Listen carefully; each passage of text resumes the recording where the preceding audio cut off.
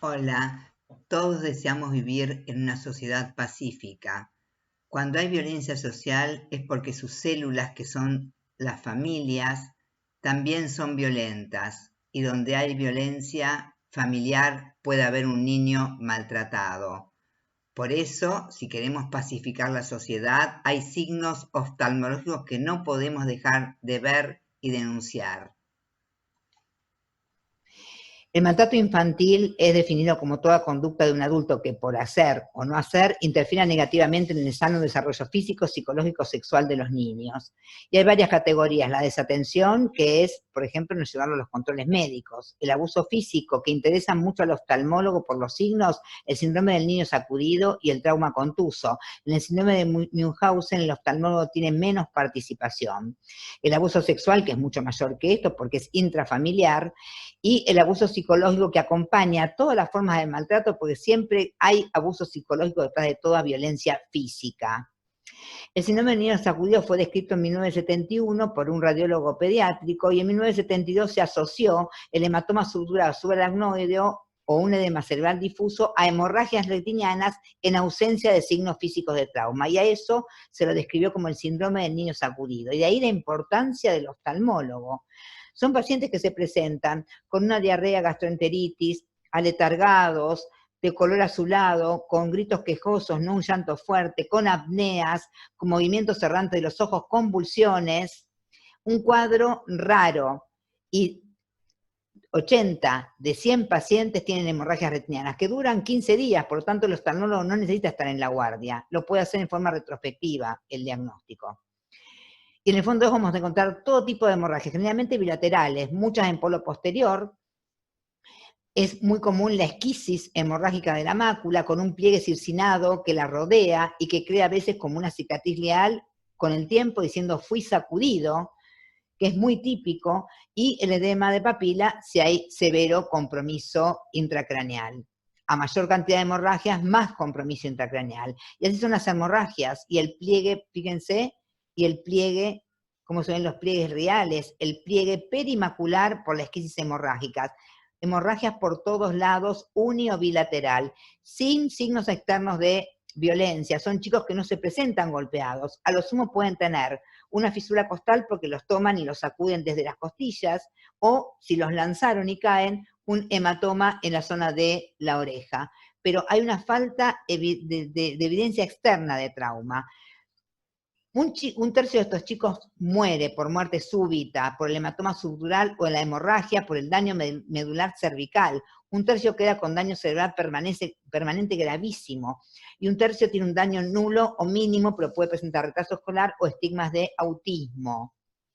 Y así es la cuestión. El chico tiene un cuello muy laxo para una cabeza muy grande, entonces al sacudirlo hace el efecto de la maraca, la masa encefálica choca contra la calota, eso produce hemorragia subaracnoidea, daño medular por este tipo de pinzamiento, y en el ojo, justamente por los movimientos del vitrio, se producen las hemorragias, y así es la lesión. Y así es como queda un chico después de una sacudida violenta. El diagnóstico diferencial, hemorragia de recién nacido, pero frente a un chico con un fraudo traumático, un chico por el resto sano, no con este cuadro de alargamiento que estuvimos describiendo. Cuando dicen que él lo trató de resucitar o reanimar, ni que se sienten arriba para hacer RCP, va a generar semejantes hemorragias. Sí puede pasar que si el chico se atragantó con algo, uno lo sacuda para que expulse ese elemento extraño, pero la sacudida tiene que ser violenta. Lo mismo que el que dice que juega lanzándolo, eso no es suficiente para provocar semejantes hemorragias. Así que cuidado con los papás juguetones, en realidad que frente a eso se escudan de la verdadera violencia. ¿Quiénes acuden al chico habitualmente? La pareja de la madre, la niñera y más raramente la madre. ¿Qué hago cuando yo recibo un paciente con sospecha de maltrato? Bueno, tengo que poner el sello, sospecha de maltrato. No soy juez, no le voy a sacar la tenencia a los padres, describo las lesiones, las dibujo o las documento con el celular, es muy importante la foto, y trabajo con un equipo multidisciplinario. Pediatra, clínico, psicopatólogo, servicio social. Mucho más fácil en un hospital o en una institución tipo hospitalaria.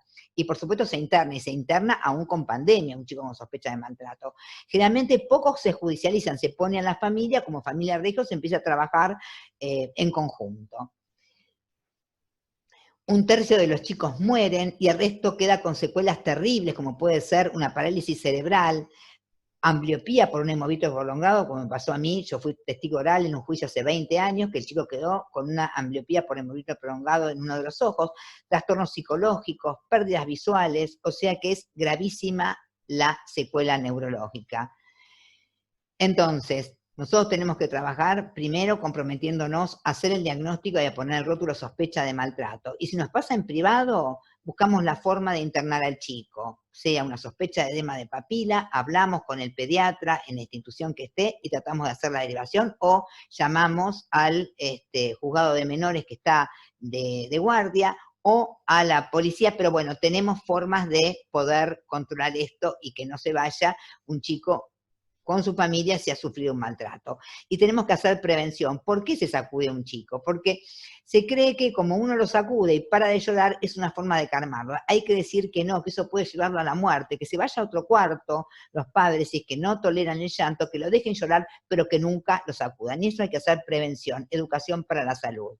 El traumatismo cerrado también interesa al oftalmólogo, porque hay que poder discriminar si es un traumatismo accidental o realmente un maltrato. Fíjense, este chico llega con el hematoma biparpebral de este ojo, con un leucoma corneal, un enoftalmo. Cuando usamos los desmarres vemos que había como si fuera calcio, realmente el ojo en tisis, y antecedentes muy poco claros, que había sido una quemadura mientras la madre estaba internada, una picadura de insecto, todo impreciso. Venían de La Plata diciendo que se le había hecho una biopsia en el Hospital de La Plata. Nosotros hacemos la ecografía, vemos estos ecos de alta reflectividad cálcicos y pensamos, a ver si se hizo una biopsia y se puede tratar de un retinoblastoma. Entonces pedimos una tomografía. Pero el paciente además venía con una fisura radio y cúbito en resolución y una alopecia areata también en resolución. Cuando vamos a ver la tomografía no podíamos creer. Fractura del piso orbitario. Había sido un estallido del globo ocular producto de un puñetazo. Familia de un medio social no medio, de clase media. Y las secuelas de fisura costal. Entonces, sospecha de maltrato, internamos al paciente, pediatra, servicio social, salud mental, y empezamos a reinterrogar a los padres. No había coherencia en el interrogatorio, en lo que contestaban, que se cayó de acá, que te acordás que se cayó de allá, y nadie preguntaba qué iba a pasar con el chico, si le dolía, era simplemente mostrar quién estaba más preocupado. Después, estaban separados, la mamá reconoció que el padre la violentaba y el padre reconoció que le tiraba las orejas para ponerle límites al chico. Entonces, cuando nos comunicamos con la gente lúdica, habían sospechado ya el tema del maltrato, pero los pacientes los padres se lo habían llevado del hospital.